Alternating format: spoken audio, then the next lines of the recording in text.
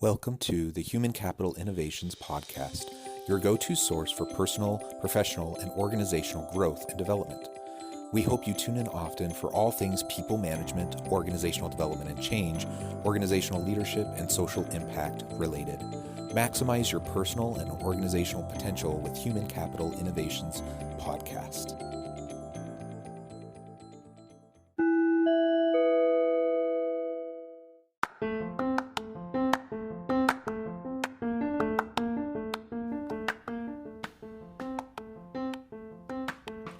Welcome to the Human Capital Innovations Podcast. In this HCI podcast episode, I talk with Mike Normant about shifting self-limiting attitudes and behaviors through self-coaching.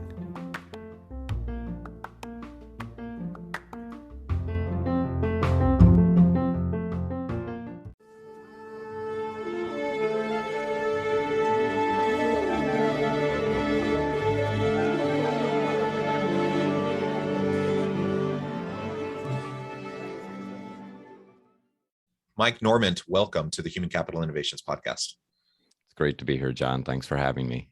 Yeah, I'm so thrilled to have the chance to talk with you today. And it was fun chatting in the pre-interview, just getting to know you a little bit better as we were trying to orient ourselves and figure out, exactly what we wanted our focus to be during this episode. You have a long career of doing a lot of really cool and amazing things. I'll share your bio here in just a moment. But we decided that we'd focus today on self-coaching. You do a lot of executive coaching. Listeners have heard us talk about that on the podcast many times. Lots of people do various types of coaching. But this idea of self-coaching is really an interesting idea, pretty innovative. And it's one that I know you're very passionate about. How do you help people shift their self-limiting behaviors and beliefs? How do you help them take ownership for their own development? And so this idea of self-coaching is what we're going to explore. As we get started, I wanted to share Mike's bio with everybody. Mike Normant is an author, executive coach, and leadership trainer with a 25-year corporate career that included running global learning and development at both eBay and ServiceSource. He is also the creator of Coach Yourself Up, a training program that teaches self-coaching skills to help individuals make lasting behavior changes in support of their career and life goals. Following his own personal transformation, Mike created this program in service of his purpose to help as many people as possible achieve more of their potential through heightened self-awareness. And what an important purpose and goal. It's beautiful. Anything else you would like to share with listeners by way of your background before we launch on in? No, that's great, John. I think you covered it. Okay, well, very good. So let's start with some definitions here. Again, you are a self-proclaimed self-coaching guru, so to speak. What is this idea of self-coaching and how did this idea come to you? Yeah, I about 10 years ago, John, life threw me a number of curveballs, including the passing of my mom, whom I was very close to. And that led me to push pause on my career and take a break. And during that time, and it wasn't planned as I went into that break, I ended up doing a lot of personal growth work. And it was transformative for me. It literally changed my life. And being the flaming extrovert that I am, I told everyone about this and how powerful it was for me. And yeah, given my learning and development background, people said, Mike, you should create a program to help others tap into this experience. And what happened, I put together the idea for this training program. And as I was pitching it to prospects, I'd find myself at the end of the pitch saying, essentially, I'm teaching people how to coach themselves. And that sounded weird. and I went and looked up self-coaching on the internet. Am I crazy? And there were a few people out there talking about that idea. It wasn't quite into the corporate space yet, but I said, okay, I'm not the first crazy person to think this. And so I ran with it. And as it says in the bio, the idea of self-coaching is learning more about yourself to be able to work with and on yourself to shift behaviors, thought patterns, to move toward that better person that you aspire to be. Well, that's beautiful. And, I think about, outside of the corporate realm, For example, when people work with like a life coach, or maybe people go to a therapist, what do the best coaches do? What do the best therapists do? They ask questions that get the individual to go through the self-reflective, introspective process, and then kind of come to their own conclusions. And in fact, in therapy, it's part of the code of conduct and kind of the ethical code of therapists is you're not supposed to be asking guiding questions. You're not supposed to be offering solutions. The whole point is that you are facilitating and helping people arrive there through the self reflective process. And so it seems completely natural to me that this would also be an approach that could be really effective in a corporate setting. And if for no other reason, then we can't get an executive coach for everybody. The resources are limited, there's scarcity, and just time and attention and everything. We're not going to reach everybody through executive coaching. But if we can teach the principles of self-coaching and empower people to take ownership over their own self-awareness, their own development, and like I said in the introduction, getting past those behaviors and those thoughts, the limiting behaviors and thoughts that hold us back, if we can empower that, then we can reach. I mean, there's really no limit to how many people we can reach and how many people we can positively impact, the lives that we can change, and ultimately that will trickle up into the organization as a whole and help the organization to be more effective. Yeah, you're preaching to the choir, John. I completely agree with you. So let's explore just a little bit more then. We'll dig into this. What is it that makes you believe that you are your own most important coach? You talked about this a little bit already in terms of the motivation for self-coaching. But again, that probably does sound a little bit strange to people, especially if anyone has gone to an executive coach in the past. But building off of what you and I have already said, why am I my best coach, and how do I start to unleash that potential? Yeah, that's great. And it's interesting as I've had other coaches, John, say, "Oh my gosh, you're going to put coaches out of business," right? What is it? And absolutely not. In fact, I think the opposite is true. I think that the more that people start to understand what coaching is and start to think about how, as you said, start to be more reflective and pay more attention to themselves, they will appreciate and understand the value even that much more of coaches, and the power of having a third person, or an objective neutral party to work with in that capacity. However, as you said, not all of us are going to have the luxury of getting to have that. And so short of that, I think learning to work with oneself is really important. And let me ask you a quick question on the path to answering your question, which is, who do you talk to more than anybody else? I mean, that's an interesting question, and maybe I'm admitting something that makes me seem weird, but I talk to myself the most, right? I talk to my spouse, and then I talk to myself really even more than my spouse. I walk my dogs. I'm either in my mind or literally verbally out loud talking to myself as I'm, going about my day or out with myself in nature or whatever. Yeah, no, you're not weird. And in fact, I'm always a little nervous when I ask that question, because a lot of people don't recognize that, yeah, we talk to ourselves more than anybody else. And, you said you do it sometimes out loud, so do I, but I'm more talking about that inner self-talk that's going on all the time. And maybe that's a little bit extreme, but a lot of the time. And for a lot of people, they don't even, it's so present that it's almost like it's not there. And for any of your listeners out there who are thinking to themselves right now, I don't know what he's talking about, that's the self-talk I'm talking about. And so this idea that, hey, we're talking to ourselves all the time. And if you're like me, John, and I think a lot of people out there, some of that self-talk is not all that productive. The inner critic can run amok, and we can beat ourselves up, and it's counterproductive. It inhibits us. And so this notion of starting to pay more attention to that self-talk, starting to put some more intentionality into it, and just imagine putting a little bit of a coaching flavor into some of those conversations where you're encouraging yourself, you're challenging yourself, you're looking to challenge yourself to see things through different perspectives. And so yeah, if it's just, you're there all the time. And that's one of the other things I sort of jokingly say is, you know, with you as your own coach, you always have access 24/7, anytime, anywhere you can find your coach. And I suppose it does depend on our comfort level with acknowledging that, I am the person I talk to the most, whether it's in my head or out loud, and that, I'm present with myself. And that really does make a lot of people incredibly uncomfortable, to even really entertain that notion. But if you can get past that discomfort and just recognize that, yeah, that like there's a lot of strength and power that just comes through mindfulness and self-reflection, that will help you work through things. And certainly, everyone has to deal with stuff, and some people have to deal with more stuff than others. And sometimes it's, we try to escape and we try to get away from having to dwell on or think about things that we know are going to be painful or hard.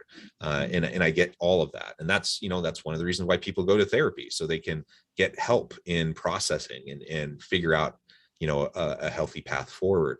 I think what we're suggesting is just kind of building on that. And that is, again, I can, through my self-talk, if I get trained the right way, so I know how to do it effectively, so I'm not just dwelling on the negative, ruminating endlessly, and really reinforcing, the negative self-talk, the limiting attitudes and behaviors.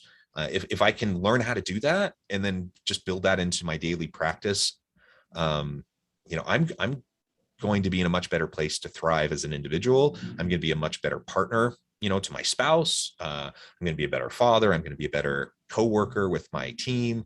Ultimately, I'm going to be able to be more present and effective in the organizations where I work. And it's just going to be a win-win-win for everyone. So everyone, is going to benefit from this. And you don't have to have like some huge childhood trauma to benefit from this. You don't have to be in an executive or in a senior leadership position to benefit from this. Everyone can benefit from this.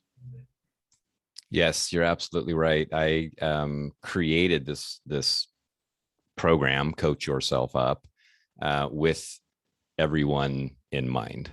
As you said at the top, my purpose is to help as many people as possible achieve more of their potential through heightened self-awareness. And, just using my own experience, when I was 47 and with a deep background in learning and development, I thought I was really self-aware, and come to find out that there were a lot of things that I didn't know about myself.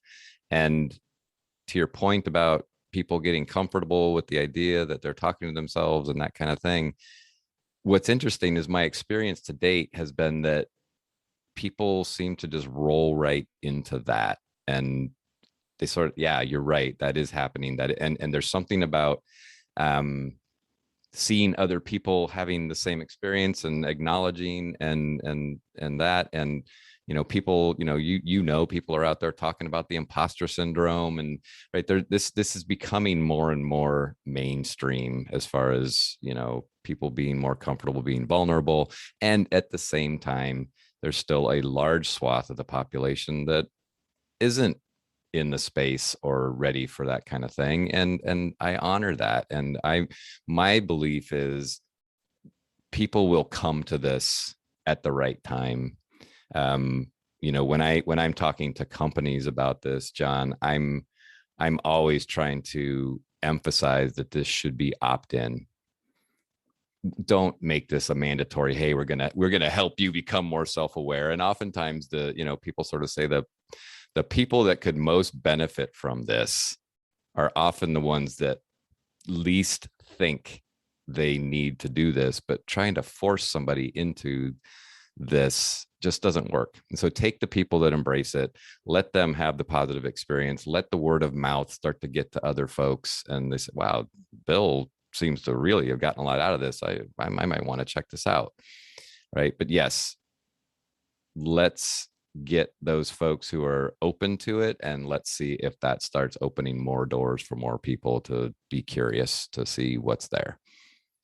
Yeah, I like that. And I mean, generally speaking, kind of forcing people into any sort of change usually isn't going to end well. So whether you're talking about systems change, some sort of organizational change at work, where you're talking about personal development, personal change, like forcing people into it is usually not going to work. You need to develop buy-in to drive commitment, and people need to be self-motivated to learn and grow in that way. And so I think you're absolutely right. As people see the benefits, and then they see those around them also experiencing the benefits, it'll spread. More people will want to practice these types of approaches. So we've kind of touched on a little bit the idea of these self-limiting attitudes and behaviors. Maybe we could talk a little bit more about managing attention in relation to this. So, it's an important component to self-coaching, of course. How and why, I guess, is that important, or how does that align with other mindfulness practices? How can we build that in to help us increase our self-awareness so that we can start to disrupt those negative self-limiting attitudes that then influence self-limiting behaviors?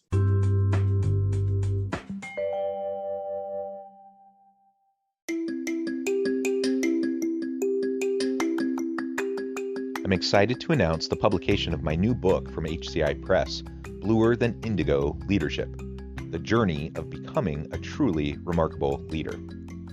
Early in my adult life, I learned about an Asian proverb that translates as bluer than indigo. If you think about the color indigo, it is a brilliant, deep, and vibrant blue, what some would call the bluest of blues. To have something that is bluer than indigo is rare and truly remarkable. Contrary to popular myth, there is no one-size-fits-all or cookie-cutter approach to effective leadership. There's no silver bullet, no secret sauce, no go-to model that will solve all of our problems. The truth is, great leaders have all had their unique strengths and flaws, and have all had to discover and then pave their own distinctive path in their life's journey to fulfill their leadership potential. Bluer Than Indigo Leadership will help you discover your own path and explore those ordinary, everyday actions that will help you respond to an uncertain future and produce extraordinary results for individuals, teams, and organizations.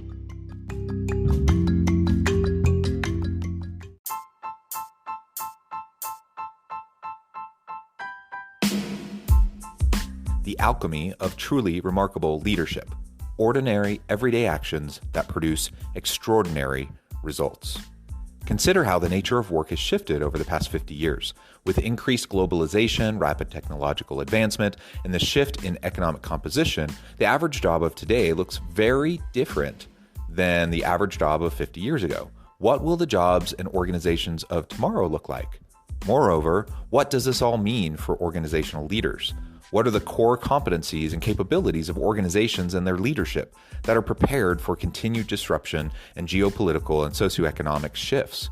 Regardless of what the future holds, increasingly, leaders need to be socially minded, data-driven, decisive, champions of talent, and disruptors of the traditional notions of leadership, teams, organizations, and work. The alchemy of truly remarkable leadership will help you to explore your own leadership competencies and capabilities and consider ways to apply and implement them into your workplace and personal life.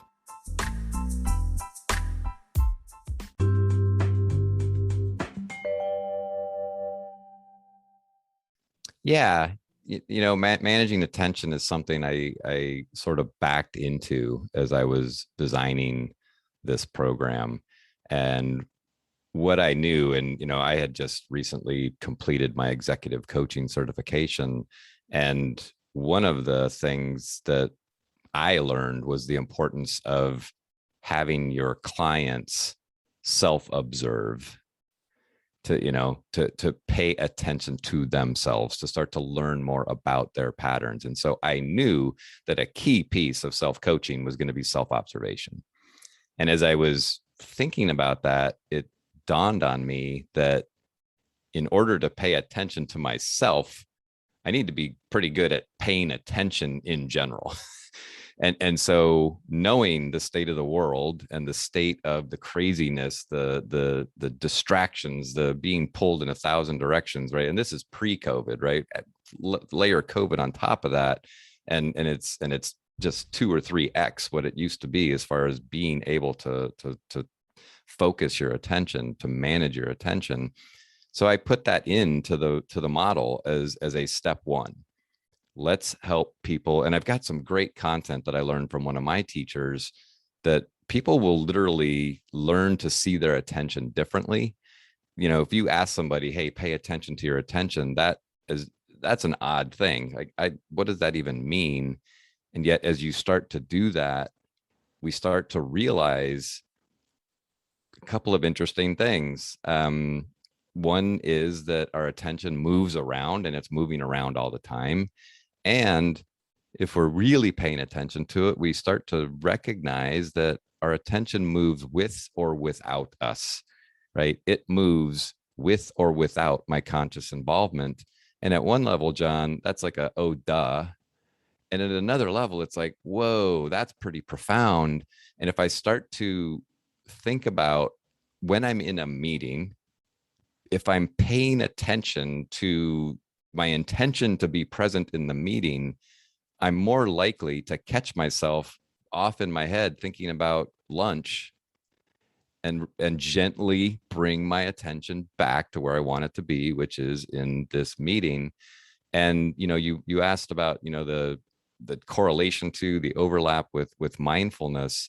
For me, there is a significant overlap. You mentioned earlier, you said the importance of being present. And that is a big piece of managing attention. And by the way, I'm not sure your experience, but being present is really hard. And it takes energy, it takes effort, but it's doable. And so the idea is to take steps to be present more often. And mindfulness is very similar, right? It's thinking about what's going on in the moment, being very attentive to it. And what I find, John, if I'm trying to bring this more broadly to the world, to your point earlier about readiness, there are many companies, as you know, that are bringing mindfulness in. They're starting to talk about meditation, the whole 9 yards, and that's awesome, and I love it. It's still sort of, to me, the pioneers at a tip of a bell curve. And I think that the more mainstream companies are still a little leery, sounds a little woo-woo, little new age, not sure this really helps. And so for those companies, the idea of managing attention makes way more sense. And in some ways, it's almost a bit of a Trojan horse. I'm bring and by the way, if a company says, hey, we're into mindfulness, great, let's talk about mindfulness, but it's the same ideas around managing your attention. Yeah. Well, that's super interesting. I'm also curious about your sense of how this aligns with, there's lots of conversations around growth mindset, abundance mindset, and or the connection to neuroplasticity. So, how our brain functions in relation to our ongoing development and growth. How does this self-coaching idea fit with that? Completely fits. Right? It's totally aligned. Both of those topics are included in my work. I acknowledge the importance of both. And on the growth mindset side, we talk about the notion that effective self-coaching really requires one to embrace a growth mindset. And things like encourage seeking out feedback, or seeking out challenging opportunities, or learning from setbacks, right? And if a person can acknowledge that in some way, shape, or form, that they more identify with a fixed mindset, I avoid getting feedback, or I resist feedback, or I try to avoid challenging scenarios because I don't want to look like I'm failing, I encourage them to use the self-coaching approach to start to shift towards a growth mindset. And then on the neuroplasticity front, that's front and center to this work. The idea that we are malleable, that we can change things. So many of us and have this perception about ourselves that we are a certain way. Yes, I interrupt people all the time, but that's just how I am. can't change it, can't do anything about it. Okay, neuroplasticity says different. And so if this is a change that you aspire to make, neuroplasticity says it's more possible than you thought it was. So why not give it a shot? So very aligned. Yeah, I love that. And, it just really is important for any of us trying to go through this lifelong journey of personal growth, development, and fulfilling our potential. Why would we even bother? Why would we even bother going through all of that effort? Because it is effort, it is hard work. It is difficult to be mindful. It is difficult to master your attention. Why would we go through all of that if it's not possible, if we're just kind of set and stuck where we're at? And the science says that's not the case. To your point, we can shift, we can change, we can change our attitudes, we can change our behaviors. Change is hard, but it is certainly possible. Well, Mike, this has just been a real pleasure. The time has flown by. But I want to be respectful of your time, let you get on with your busy day. But before we close, I wanted to give you a chance to share with listeners how they can get connected with you, find out more about your work, and then give us the final word on self-coaching for today. Yeah. So for getting in touch with me, best place to do that would be my website, which is simply coachyourselfup.com. And on the site, you'll find links to my book, the online program, etc. And, you can follow me on LinkedIn or connect with me on LinkedIn. That's fine as well. And, my final word would be that what I'm hearing sort of goes with the last comment that I made around neuroplasticity. What I'm hearing from participants in my program that gets me most excited is that they start to have this belief that they can change what they used to perceive as unchangeable. Yeah, I think I would close there. Wonderful. Thank you so much. I encourage listeners to reach out, to get connected with Mike, find out more about what he can do for you, find out more about self-coaching. I think this is a really important thing we can all start embracing. And as always, I hope everyone can stay healthy and safe, that you can find meaning and purpose at work each and every day. And I hope you all have a great week.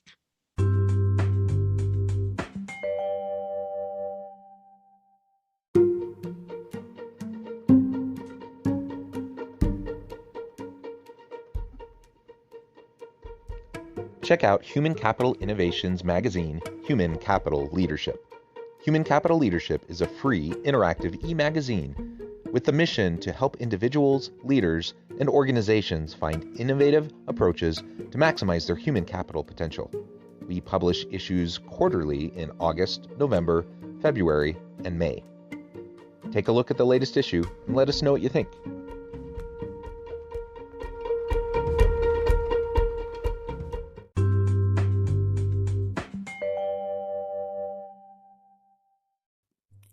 Thanks again for joining us for this episode of the Human Capital Innovations Podcast. I hope you stay healthy and safe and that you have a great week.